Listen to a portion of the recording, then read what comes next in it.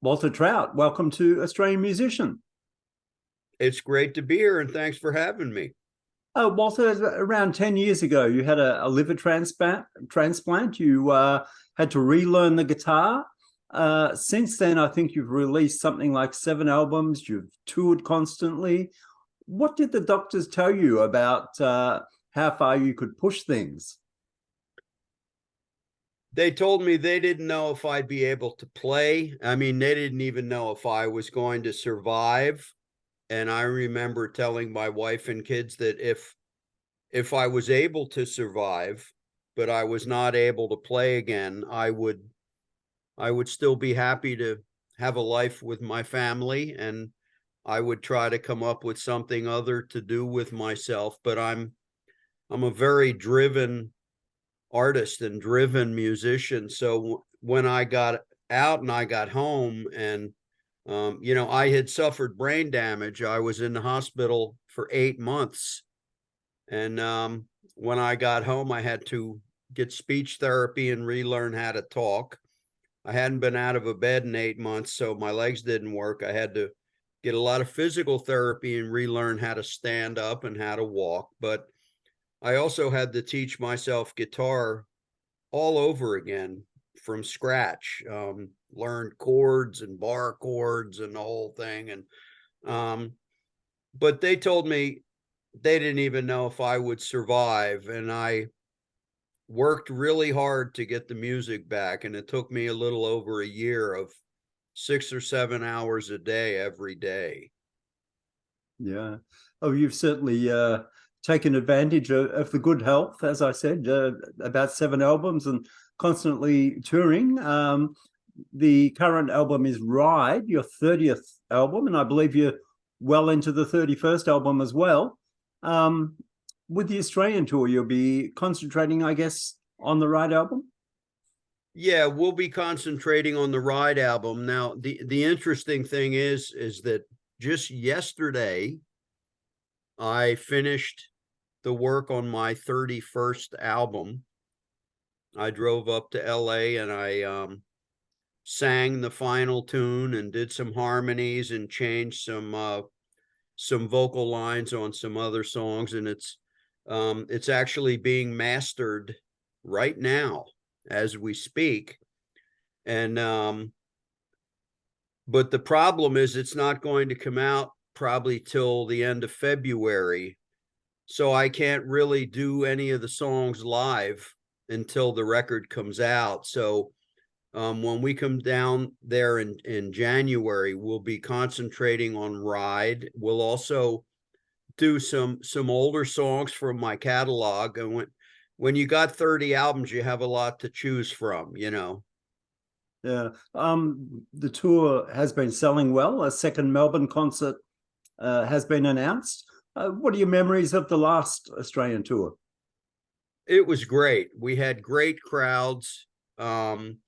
It was really it brought back a lot of memories for me, because back in the beginning of the 80s, when I got in Canned Heat, we used to come to Australia constantly, and there were times we would come to Australia and spend 2 or even 3 months there, and basically play in every venue across that country with Canned Heat. And then I came there, I think 3 or 4 times with John Mayall, and my last Australian tour with my band, I believe, was in 2018. And we that was my, I think, third time coming there with my band. So being there again brought back a lot of memories. I had a lot of great friends there, and I had some really, really great times when I played there, especially in the early days with Canned Heat. Yeah. So is it the same band that toured with you in 2018? It'll be the same drummer, but it'll be a different keyboard player and a different bass player. I'll have John Avila on the bass, who comes out of a legendary Los Angeles band called Oingo Boingo. He's also toured and recorded with Steve Vai and Neil Young and Bob Dylan, and he's incredible. And I'll have Richard T. Bear on the keyboards, who's recorded and toured with Crosby, Stills, and Nash, and he's done a lot of work with Stephen Stills. And so I'm bringing some pretty amazing musicians down there with me. And John, your son, John Trout, will Yes, coming up. that's true. John Trout is coming, and he's a blazing guitar player. I mean, just insane guitar player. And he's going to be down there playing with us, and that's going to be great fun. Yeah. The title track "Ride" from your current album has a strong Allman Brothers feel to it. Tell me about the effect that band has had on you over the years. Well, I mean, I love them. I saw them many times back in the early days when they first came out. I saw them in Philadelphia quite a few times, and I saw them in Atlantic City. But I got to say, when I wrote that tune, I didn't write it to come out that way. But the more we started playing it and recording it, the more I said, man, this is very Allman-esque. And then when it was time for me to do the guitar solo, I kind of went full on Dwayne Allman on that guitar solo, you know. Yeah, it's a great track. Thank you. Did you find that tracks grow and develop the more you play them? Oh yeah, and they have to. I'm not one that I don't want my band to play the songs the same way every night. I want it to be spontaneous, and I like to think of my songs as sort of vehicles for us to jam on and to see where we can take it and see how we can expand on it and change it and have fun with it instead of just playing it by rote every night, you know. Yeah. What about the track order with an album? Is that important to you these days? It is important to me, but then again, I'm an old guy, and I still remember albums when you would go out and you'd buy an album and you were so excited and you went home and you put it on, and the order of the songs was very important. But nowadays, people, they just sort of seem, a lot of them want to just download a certain song. And but to me, for example, this new album of mine is being mastered right now as we speak, and the song order was very important. I actually kind of worked on that with my producer and my manager. Manager happens to be my wife, but we did a lot of thinking about what's going to be the first tune and how do you follow that, and then what comes next. And I want people to put it on, and I want them to take a ride, to use a word, you know, take a little roller coaster ride of emotions. Yeah. Like many blues guitarists, you get to jam with special guest guitarists often. Is there another player that you have the most synergy with, that when you jam with them on stage, there's something extra special happening? I have to go back to Mr. John Mayall. I was almost 6 years with John. I toured the world, did, oh my goodness, I don't know how many shows we did together, but he remains almost like a father to me. And when I'm on stage with him and we play together, we just have a communication and a bond between us. And he's retired now. I got to do his few last shows with him. And I still have a special place in my heart for that man. And every time I've been on stage with him, I've just had just an incredible experience. You know, that man truly loves to play music and truly loves to be on a stage. It's what he lives for. And when he's up there and you can tap into his energy and his joy, it's a special experience. Yeah. Unlike a lot of players who get their sound through pedals, the volume knob on your guitar is where you get a lot of your control. Was that something you learned from other players or just years of trial and error? Let's go back here to the fact that I'm 72 years old.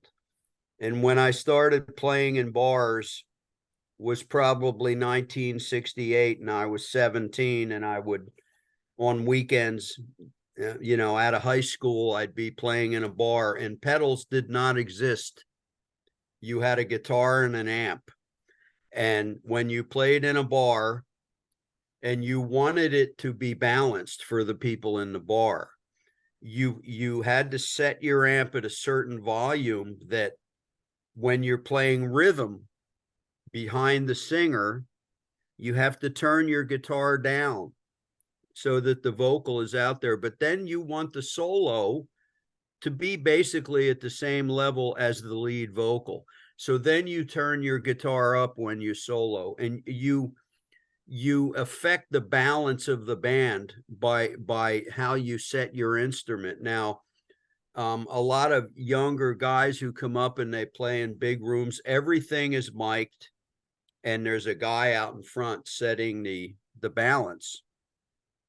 But back in the late 60s, playing in a bar, you had a PA system. The only thing going through it was a vocalist. And it's an old school approach to playing, but I'm an old school guy, and that's just the way I came up. I am very, very grateful for the fact that I spent many years as a sideman, because I learned how to be a member of a unit and how to be with other musicians and work with them to achieve a certain sound out in the front. And I think guys who are young teenagers and they come out and they start off wanting to be themselves and it's their name and they're the front guy, I think there's a little musical education that they don't learn. But that's just me. But I'm really grateful, and I look back with love and appreciation of those years that I was a sideman before I went solo. Yeah. On the Survivor Blues album, you used a range of guitars. I think you used some Gretsch guitars that you wouldn't normally. What about the Riot album? Were you adventurous at all with guitar choices? No, the Ride album was all my Stratocaster, and I can pretty much say though that every album I've done since the John Mayall years, I've used a Mesa Boogie Mark Series amp. And when I tour in America, I still use the same amp I've been using for 30 years. But I don't bring it on.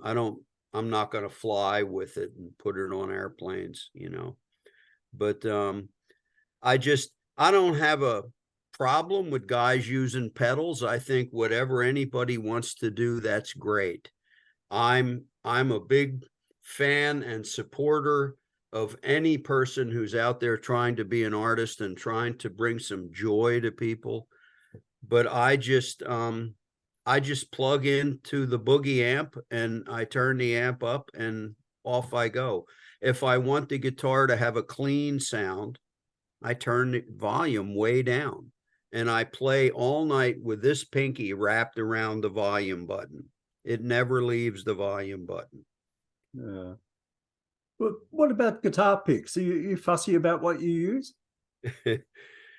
I use extra heavies.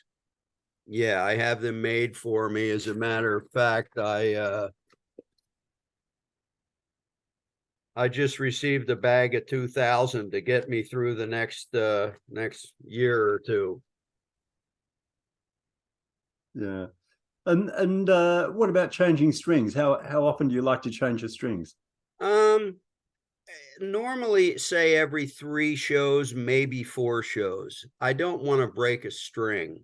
I don't want to be in the middle. Let's say I'm playing a slow blues and I have the band down really quiet and the audience is hanging on every note and you're trying to move them and you're trying to affect them, and all of a sudden the string pops, and I just don't want to have that. So I'm good for about 3 shows on a set of strings, but I bend them. I put them through their paces. I basically I had a guitar tech one time who told me I beat the guitar into submission. Yeah.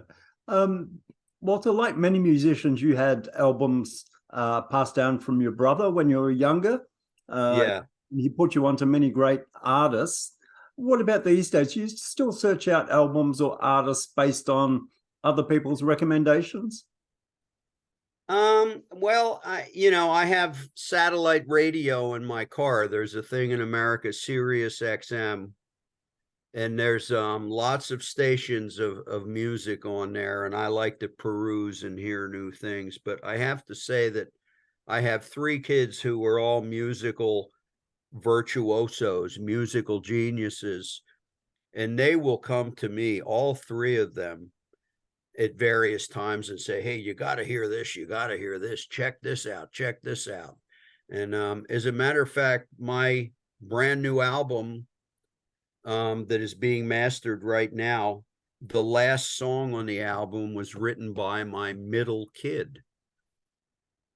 He wrote the tune, and I thought it was so beautiful. I'm recording it. So my kids really are the ones that come to me and say, "Hey, check this out, check this out." And I love it. They come up with great stuff. Yeah.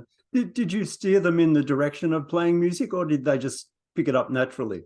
I would be the last one to steer them into this, but I can tell you they were all raised on the road. My son John did his first tour with me when he was 3 months old.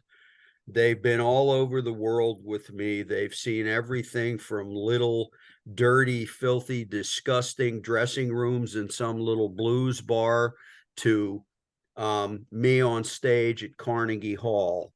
They've seen all aspects of it, and I would have been the last one to push them into it. I believe that everybody needs to find their own joy and their own passion. And whatever my joy and passion is, it doesn't have to be my kids. For example, our youngest son, who plays guitar like Eric Johnson and plays drums good enough to play in my band, is actually in Copenhagen and is apprenticing with a Michelin-starred chef.